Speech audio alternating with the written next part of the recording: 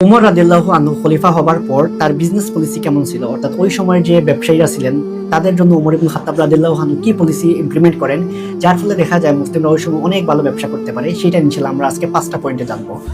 উমর রাদিয়াল্লাহু আনহু যখন খলিফা হন তখন উনি একদিন বাজারে গেলেন, মদিনার যে বাজারটা ছিল সেটাতে গেলেন।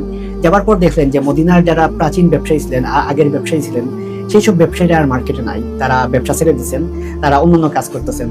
তখন উনি একটা ভাষণ দিলেন। সেই ভাষণে উনি বললেন যে আগে যারা ব্যবসা করতো তারা যেন আবার ব্যবসাটা শুরু করে, কারণ এভাবে অন্যদের উপর যদি তারা ব্যবসা ছেড়ে দেয় তাহলে তো ব্যবসাটা ভালোভাবে রান হবে না।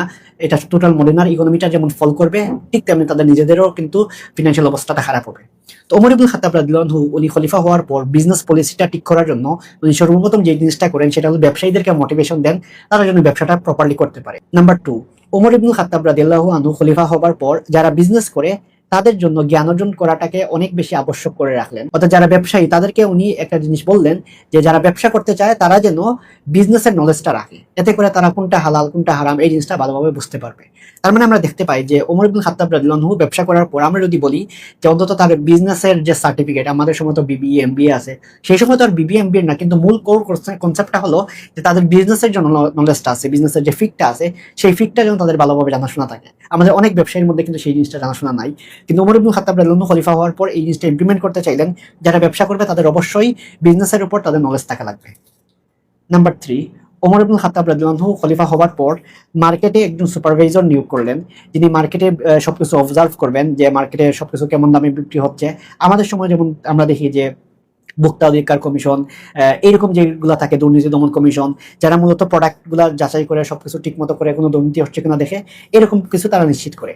সো ওমর ইবনুল খাত্তাব রাদিয়াল্লাহু আনহু শিফা বিনতে আব্দুল্লাহ রাদিয়াল্লাহু আনহা নামে একজন নারী সাহাবীকে সেই কাজটা দিলেন, যিনি মূলত এই মার্কেট সুপারভিশনটা করতেন। নাম্বার 4, ওমর ইবনুল খাত্তাব রাদিয়াল্লাহু আনহু খলিফা হবার পর ওই সময় যারা গভর্নর ছিলেন সবাইকে নির্দেশ দিলেন তারা যেন ব্যবসায়ীদের সাথে ভালো ব্যবহার করে।